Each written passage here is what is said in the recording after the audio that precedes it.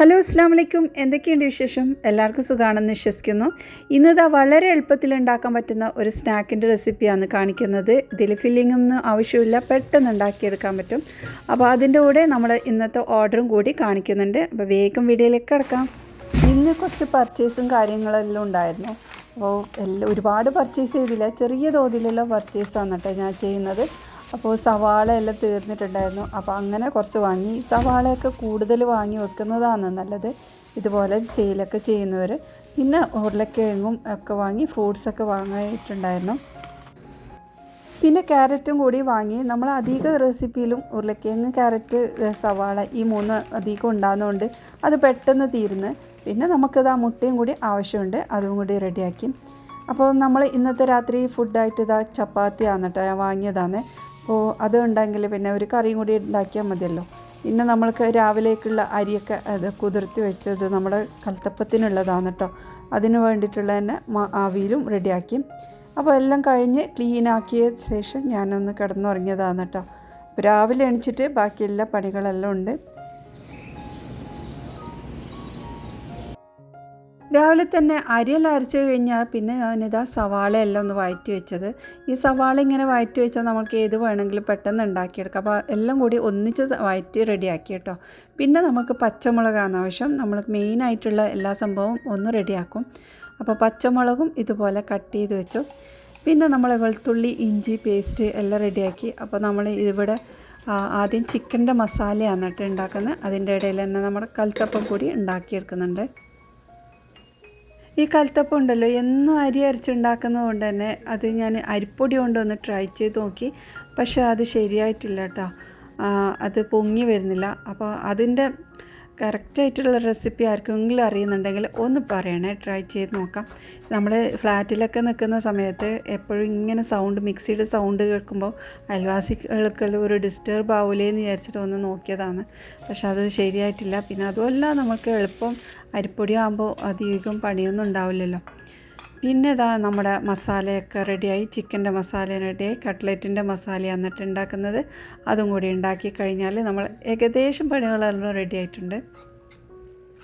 അപ്പോൾ ഇന്ന് നമ്മൾ ഇവിടെ കാണിക്കുന്ന മുട്ടയും പാലും വെച്ചിട്ടുള്ള ഈസി ആയിട്ടുള്ള ഒരു സ്നാക്കാണ് കേട്ടോ. ഇത് മുട്ട വെച്ചുണ്ടാക്കാൻ പറ്റുന്ന നല്ലൊരു ഈസി ആയിട്ടുള്ള ഒരു സ്നാക്കാണ്. അപ്പോൾ ഇതിനായിട്ട് ഞാൻ ഒരു മുട്ട എടുത്തിട്ടുണ്ട്. അപ്പോൾ ഇത് മിക്സിയുടെ ജാറിലേക്ക് ഇട്ട് കൊടുത്തു. ഇനി ഇതിലേക്ക് 1 കപ്പ് മൈദ ചേർത്തിട്ടുണ്ട്. അതേപോലെ 1 കപ്പ് വെള്ളം കൂടി ചേർത്തു. പിന്നെ നമ്മൾ ഇതിലേക്ക് 1/4 ടീസ്പൂൺ ഉപ്പ് ചേർത്ത് കൊടുക്കുന്നത്. നമ്മളിതൊരു പത്തിരി ഉണ്ടാക്കാണ്, അപ്പോൾ അതിന് വേണ്ടിയിട്ടുള്ള ഉപ്പാണ് ചേർത്തിട്ടുള്ളത്. അത് വിട്ടിട്ട് നന്നായിട്ടൊന്ന് അടിച്ചെടുക്കാം. അടിച്ചെടുത്തതിന് ശേഷം നമുക്കിതൊരു ബോളിലോട്ട് മാറ്റി കൊടുക്കാം. അപ്പോൾ ഇതിപ്പോൾ നല്ല തിക്കായിട്ടുള്ള ഒരു ബാറ്ററാണുള്ളത്. നമുക്കിത് പത്തിരി ചുടാൻ വേണ്ടിയിട്ടാണ്. അപ്പോൾ കുറച്ച് ലൂസായിട്ടാണ് വേണ്ടത്. അപ്പോൾ അതിനനുസരിച്ചിട്ട് നമുക്ക് കുറച്ച് വെള്ളം ഒഴിച്ചു കൊടുക്കാം. 1/4 കപ്പോളം വെള്ളം കൂടി ഒഴിച്ചിട്ട് ഇതിലേക്ക് ഒഴിച്ചു കൊടുത്തിട്ടുണ്ട്. എല്ലാം കൂടി നന്നായിട്ടൊന്ന് മിക്സാക്കി മാറ്റി വെക്കാം. ഇനി നമുക്ക് ഇത് ഓരോന്ന് ചുട്ടെടുക്കാം. അപ്പോൾ ചൂടായ പാനിലോട്ട് ഞാനിത് കുറച്ച് ഒഴിച്ചിട്ട് നല്ല തിന്നായിട്ട് നല്ല തെളുപ്പുള്ള ഒരു ദോശയായിട്ടാണ് ചുട്ടെടുക്കുന്നത്. അപ്പോൾ തടി ആവാതെ ശ്രദ്ധിക്കണം, നല്ല തിന്നാക്കി എടുക്കുകയാണ് വേണ്ടത്. പിന്നെ നമ്മൾ ഇത് ഉണ്ടാക്കുന്ന ഒരു ബേക്കിംഗ് ചെയ്യാൻ പറ്റുന്ന ഒരു പാത്രത്തിലാണ്. അപ്പോൾ അതിൻ്റെ സൈസിനനുസരിച്ചിട്ടുള്ള ഓരോ ദോശയാണ് ചുട്ടെടുക്കേണ്ടത്. അപ്പോൾ ചുടുന്ന ഈ ഒരു ദോശനെയാണ് പറയുന്നത് പത്തിരി എന്നുള്ളത്. അപ്പോൾ ആ ഒരു ഭാഗം നല്ല വെന്തതിന് ശേഷം ഞാനിതിലേക്ക് കുറച്ചൊന്ന് നെയ്യ് തടവി കൊടുത്തിട്ടുണ്ട്. നെയ്യ് തടവിയതിന് ശേഷം നമുക്കിതൊന്ന് തിരിച്ചിട്ട് കൊടുക്കാം. ഈ ഒരു ഭാഗം കൂടി നല്ലൊരു ലൈറ്റ് ഗോൾഡൻ കളറാകുന്ന വരെ നമുക്കിത് വേവിച്ചെടുക്കാം. അപ്പോൾ നമുക്കിതിന് ഓരോ പത്തിരിയായിട്ട് ഇതുപോലെ ചുട്ടെടുക്കാം. നല്ല തെളുപ്പുള്ള പത്തിരിയായിട്ട് ആവണം. പിന്നെ നമ്മൾ ഇതിലേക്ക് ബട്ടറോ നെയ്യോ ഓയിലോ ഏത് വേണമെങ്കിലും ഉപയോഗിക്കാം കേട്ടോ. അപ്പോൾ ഇതുപോലെ തടവിയ ശേഷം ആ ഒരു ഭാഗവും ഒന്ന് വേവിച്ചെടുക്കാം. അപ്പോൾ നമ്മുടെ പത്തിരിയെല്ലാം ഇവിടെ റെഡി ആയിട്ടുണ്ട്. 9 പീസോളം കിട്ടിയിട്ടുണ്ട്. ഇനി നമുക്ക് ഇതിലേക്കായിട്ട് ഒരു ഫില്ലിങ് റെഡിയാക്കണം. അപ്പോൾ ഇവിടെ ഞാൻ ഒരു ക്യാരറ്റ് എടുത്തിട്ടുണ്ട്. ഈ ഒരു സൈസുള്ള ക്യാരറ്റ് അതൊന്ന് ചെറുതായി കട്ട് ചെയ്ത് മാറ്റി വെക്കാം. ഇനി നമുക്ക് ആവശ്യം മുട്ടയാണ്. അപ്പോൾ 2 മുട്ടയാണ് എടുത്തിട്ടുള്ളത്. അതിതാ മിക്സിയുടെ ജാറിലേക്ക് ഇട്ട് കൊടുത്തിട്ടുണ്ട്. 1 കപ്പ് മൈദക്ക് 2 മുട്ട എന്നുള്ള കണക്കാണ് നമ്മൾ ഉണ്ടാക്കുന്നത്. ഇനി ഇതിലേക്ക് പഞ്ചസാര ചേർത്ത് കൊടുക്കാം. 1/2 കപ്പോളം പഞ്ചസാര ഇട്ടിട്ടുണ്ട്. പിന്നെ പാൽപ്പൊടിയാണ് ചേർക്കുന്നത്. 2 ടേബിൾ സ്പൂൺ പാൽപ്പൊടിയും പിന്നെ കുറച്ച് ഏലക്കപ്പൊടിയും ചേർക്കുന്നുണ്ട്. ഏലക്കയാണ് ചേർക്കുന്നത്. അപ്പോൾ അത് 4 പീസോളം എടുത്തിട്ടുണ്ട്. പിന്നെ നമ്മൾ കട്ട് ചെയ്ത് വെച്ച ക്യാരറ്റും ഇതിലേക്ക് ഇട്ട് എല്ലാം കൂടി നന്നായിട്ടൊന്ന് അടിച്ചെടുത്ത് റെഡിയാക്കിയെടുക്കാം. അപ്പോൾ ഇതാ നല്ല രീതിയിൽ അടിച്ചെടുത്തിട്ടുണ്ട്. ഇനി നമ്മൾ ഇതിലേക്ക് ചേർക്കുന്നത് കുറച്ച് പാലാണ്. 1 കപ്പോളം പാല് ഞാൻ ഇതിലേക്ക് ഒഴിച്ചു കൊടുത്തിട്ടുണ്ട്. ഇനി വീണ്ടും ഒന്ന് അടിച്ചിട്ട് നമുക്ക് മാറ്റി വെക്കാം. അപ്പോൾ ഇതിൽ ചേർക്കുന്ന ക്യാരറ്റൊക്കെ നന്നായിട്ട് അരിഞ്ഞ് കിട്ടണം. അപ്പോൾ അത് റെഡി ആയിട്ടുണ്ട്.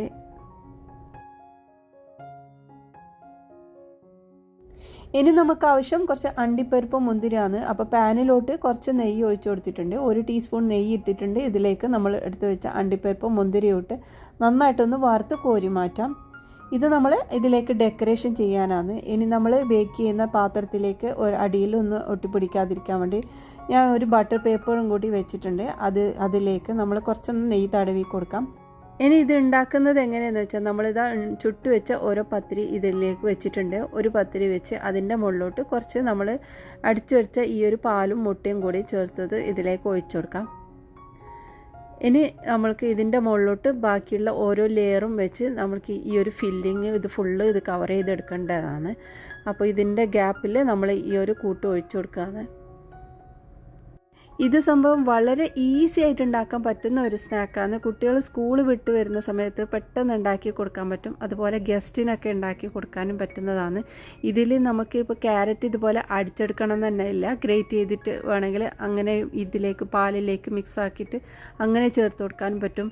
അല്ല നമ്മൾ ക്യാരറ്റ് ഇഷ്ടമല്ലെങ്കിൽ ആ ഒരു ഫ്ലേവർ ഇഷ്ടമല്ലെങ്കിൽ അത് ഫുള്ളായിട്ട് ഒഴിവാക്കിയിട്ട് നമ്മൾ തന്നെ ആയിട്ടുള്ള ഒരു ഏലക്കയും പഞ്ചസാരയും ഇട്ട് അടിച്ചെടുത്താലും മതി. അപ്പോൾ ഇതിൽ ചേർത്തത് 1/2 കപ്പ് പഞ്ചസാരയാണ്. അത് ഓവറായിട്ട് മധുരം ഉണ്ടാവില്ല. കറക്റ്റ് ഒരു ലൈറ്റ് മധുരമേ ഉണ്ടാവുള്ളൂ. നമ്മൾ ഈ പത്തിരിയിൽ മധുരം ഇട്ടിട്ടില്ല. അതുകൊണ്ട് തന്നെ ഇതിൽ ഓവറാവില്ല. അപ്പോൾ നമ്മൾ ഇതിൻ്റെ ഗ്യാപ്പിൽ നമ്മൾ ഈ ഒരു പാൽ ഒഴിച്ചു കൊടുത്താൽ മാത്രം മതി. അപ്പോൾ 1 കപ്പ് മൈദയിലോട്ട് 9 പത്തിരിയാണ് എനിക്ക് കിട്ടിയിട്ടുള്ളത്. അപ്പോൾ ഇത് ഫുള്ളായിട്ട് വെച്ചിട്ടുണ്ട്. ബാക്കി വന്നതൊക്കെ ഇതിൻ്റെ മുകളിലോട്ട് ഒഴിച്ചു കൊടുക്കാം. ഇനി നമ്മളിത് ബേക്ക് ചെയ്യുന്നതാണ്. നമ്മൾ കേക്കെല്ലാം ബേക്ക് ചെയ്യുന്ന പോലെ തന്നെയാണ് ഇത് ബേക്ക് ചെയ്യേണ്ടത്. അപ്പോൾ ഇത് പഴയ ഒരു പാത്രം വെച്ചിട്ടുണ്ട്. അതിൻ്റെ മുകളിലോട്ട് നമ്മൾ ഈ ഒരു പാത്രം വെച്ച് നമുക്ക് അടച്ച് വെച്ച് വേവിച്ചെടുക്കാം. അപ്പോൾ ഈ ഒരു സമയത്ത് തന്നെ നമ്മൾ അണ്ടിപ്പരിപ്പും മുന്തിരിയൊക്കെ ഇതിൻ്റെ മുകളിലോട്ട് ഒന്ന് ഇട്ട് കൊടുക്കുന്നുണ്ട്. ഇതൊരു ജസ്റ്റ് ഡെക്കറേഷൻ മാത്രമാണ്. നമ്മൾ ഉള്ളിലോട്ടൊന്നും ഇട്ട് കൊടുക്കേണ്ട ആവശ്യമില്ല. ഇതിൻ്റെ മുകളിലൊക്കെ കാണാൻ വേണ്ടി മാത്രമായിട്ട് കുറച്ചൊന്ന് വിതറി കൊടുക്കാം. അപ്പോൾ ഇതിൻ്റെ വേവ് എങ്ങനെയെന്ന് വെച്ചാൽ 45 മിനിറ്റ്സ് നല്ല ലോ ഫ്ലെയിമിലിട്ട് വേവിച്ചെടുത്തതാണ്. അപ്പോൾ ഇത് റെഡി ആയിട്ടുണ്ട്. നല്ല പൊങ്ങി വന്നിട്ട് തന്നെ ഉണ്ട്. അപ്പോൾ ഇനി നമുക്കിത് മാറ്റാം. ഒന്ന് ജസ്റ്റ് ഒന്ന് കുത്തി നോക്കാം അത് ഉള്ളു വെന്തിട്ടുണ്ടോ എന്നുള്ളത് ചെക്ക് ചെയ്യാം. അപ്പോൾ ഇത് പാൽപത്രി ഇവിടെ റെഡി ആയിട്ടുണ്ട്. നല്ല സോഫ്റ്റ് ആയിട്ടുള്ള ഒരു സ്നാക്കാണ്. കുട്ടികൾക്കും വലിയവർക്കും എല്ലാവർക്കും ഇഷ്ടപ്പെടും, ഉറപ്പാണ്. അപ്പോൾ ഇതൊന്ന് ട്രൈ ചെയ്തിട്ട് നിങ്ങളുടെ വലിയൊരു അഭിപ്രായം അറിയിക്കണേ. പിന്നെ എനിക്ക് എന്നും കിട്ടുന്ന ഒരു ഓർഡറാണ് കേട്ടോ ഈ ഒരു കാണുന്നതെല്ലാം. പോള, ചട്ടിപ്പത്തിരിയും കട്ട്ലറ്റും ഒക്കെ ഉണ്ട്. അപ്പോൾ ബീഫിൻ്റെ കട്ട്ലറ്റാണ് ഉണ്ടാക്കിയത്. അപ്പോൾ ഇന്നത്തെ ഈ റെസിപ്പി നിങ്ങൾക്ക് ഇഷ്ടമായിട്ടുണ്ടാവുമെന്ന് വിശ്വസിക്കുന്നു. നല്ല സോഫ്റ്റ് ആയിട്ടുള്ള ഒരു റെസിപ്പിയാണ്. വളരെ എളുപ്പമാണ് ഉണ്ടാക്കാൻ. അപ്പോൾ ഇനി അടുത്ത നല്ല റെസിപ്പിയുമായി വീണ്ടും വരാം. ബായ്.